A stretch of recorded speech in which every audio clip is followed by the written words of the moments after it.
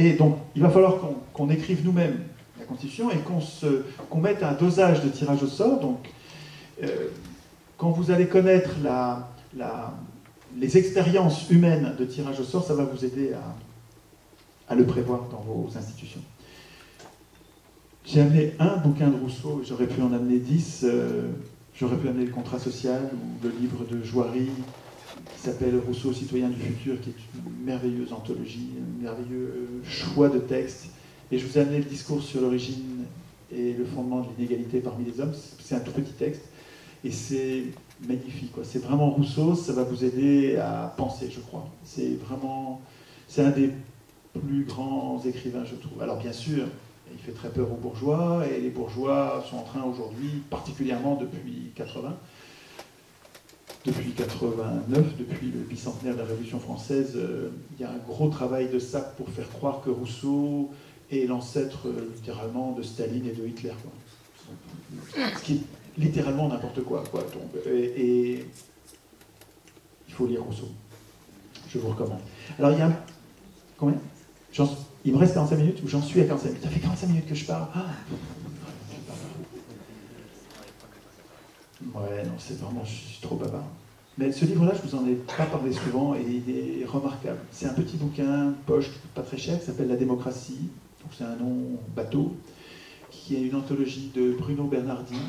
Et c'est plein de tout petits textes. C'est des petits textes de Aristote, Castoriadis, Cicéron, Benjamin Constant, Hegel, Hérodote, Hobbes, Kant, Kestel, Lefort. Mais c'est vraiment un best-of, c'est le meilleur de chacun de ces grands auteurs. Platon, Rousseau, Spinoza, Thucydide, c'est magnifique. Thucydide, c'est l'Antiquité grecque. Hein. Tocqueville. Et on nous parle d'assemblée, de citoyens, de communauté, de constitution, d'éducation, d'égalité. Ça, c'est les thèmes. L'isonomie, la liberté des anciens, la liberté des modernes, le peuple, la représentation, la République, la souveraineté. C'est lui qui va tout décider à ma place pour l'élection conseillère.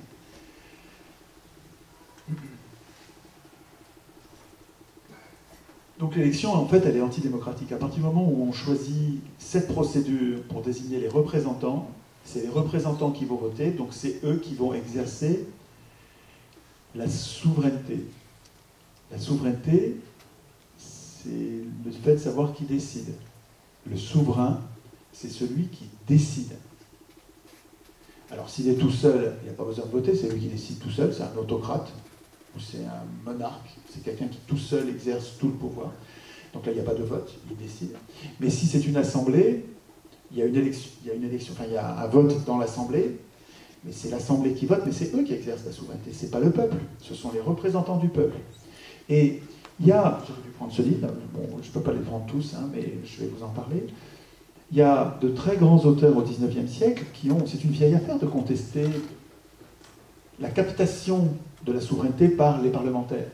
Les parlementaires nous ont volé le pouvoir, littéralement.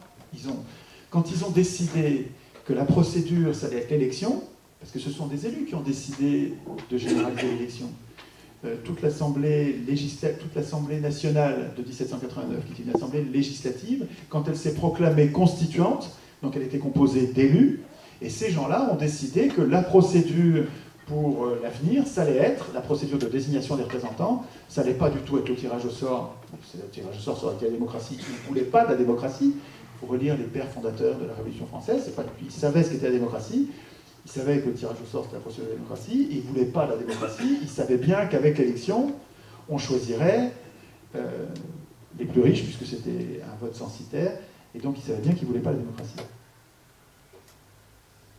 Donc il y a vraiment quelque chose que, et je crois que les Gilets jaunes comprennent ça à toute vitesse, c'est ça qui est fabuleux dans la période que nous vivons en ce moment, c'est que la prise de conscience par les humains, grâce à Internet, et grâce à l'effervescence du mouvement social qui est transpartisan, donc il y a des gens de gauche, de droite, du centre, des gens de tous les bords qui se mélangent parmi les Gilets jaunes, qui font bien attention à ne pas montrer leur drapeau politicien, pas montrer qu'ils sont de gauche, pas montrer qu'ils sont... Alors ça, c'est en train de se fissurer, parce que les partis sont venus aider, entre guillemets, les gilets jaunes, ils sont venus avec tous les yeux ouverts en disant, alors s'ils sont de gauche, ils surveillent s'il n'y a pas des gens de droite, s'ils sont de droite, ils surveillent qu'il n'y a pas des gens de gauche, et avec tous leurs gyrophares allumés, ils se mettent à pousser des cris dès qu'ils voient des gens de l'autre bord. Et les partis et les syndicats, ils jouent là, alors je sais pas qu'ils ne font pas exprès, parce qu'ils n'ont pas l'intention de nuire, mais de fait, ils nous coupent en morceaux, en fait, ils nous divisent, et le mouvement est en train littéralement de se diviser à cause de gens qui sont très dévoués, les gens de gauche, de droite, là, c'est des gens des partis, c'est des gens qui sont pas mal intentionnés, ils travaillent pour le bien commun, de leur point de vue, que ce soit à gauche ou à droite, ils réfléchissent au bien commun, comme les autres. Simplement, ils ont une vision, une façon de faire de la politique qui est partisane, en coupant les humains en deux catégories, ceux de leur camp, et puis tous les autres qui sont des ennemis parce qu'ils sont habitués à gagner les élections. C'est-à-dire qu'il faut gagner les élections, donc il faut être en parti. En tout cas, une des particularités formidables des Gilets jaunes, c'est de réunir des gens de tous les bords, en essayant de s'émanciper de la tutelle tyrannique des pouvoirs en place. Et de percuter très très vite sur l'idée que réclamer un meilleur salaire, moins d'impôts, moins de privilèges, plus de privilèges du tout, de meilleurs contrôles, des médias qui soient plus achetés par les riches. Réclamer tout ça,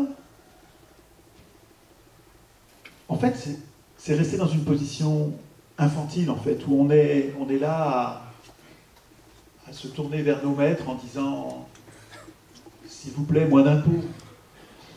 Et très vite, ils ont compris, parce que dans leur liste, il y avait une ligne très différente des autres qui était celle du RIC, référendum d'initiative populaire.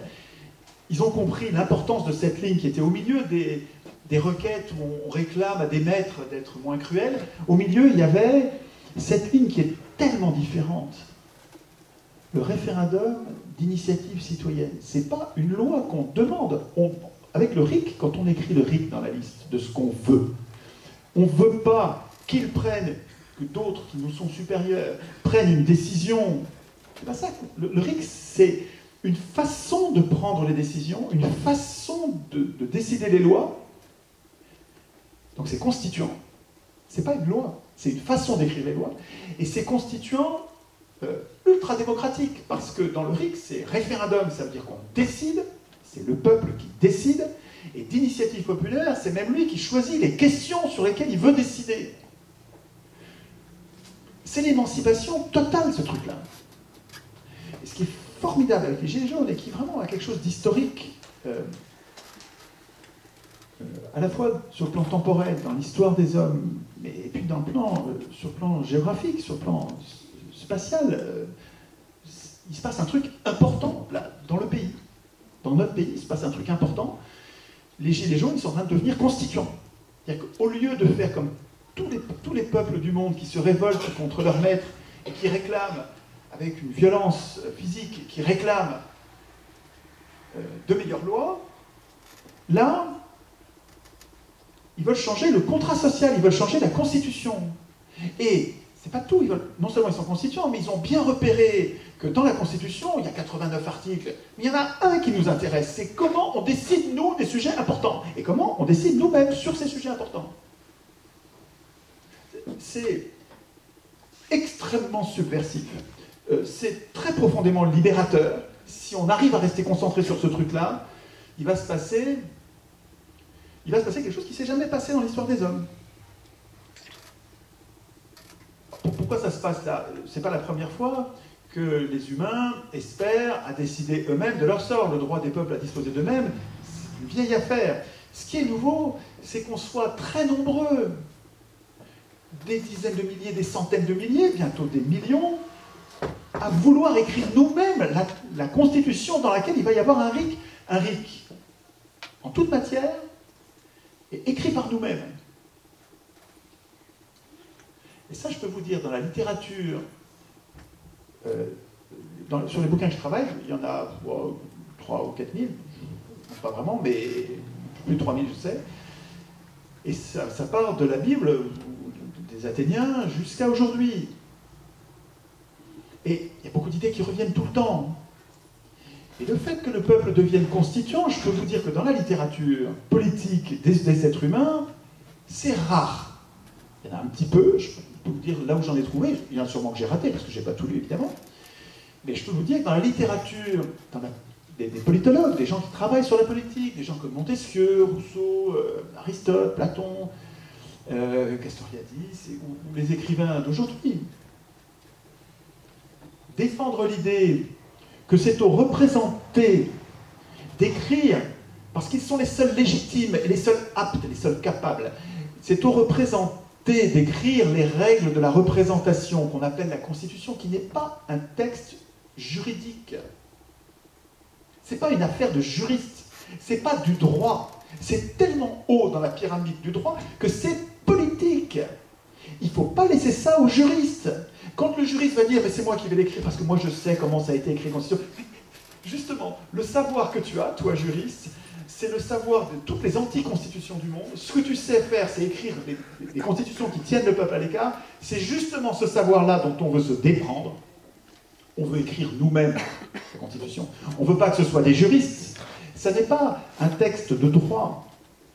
C'est une organisation politique qui doit être écrite d'une façon simple parce que tout le monde doit signer. Y compris, bien sûr, mais c'est pas y compris, c'est principalement, c'est quasiment totalement des gens qui ne sont pas des juristes qui doivent être capables de lire et de voter ce texte. En disant oui, ça va, cette Constitution-là, je la vote parce que j'y ai trouvé mon pouvoir.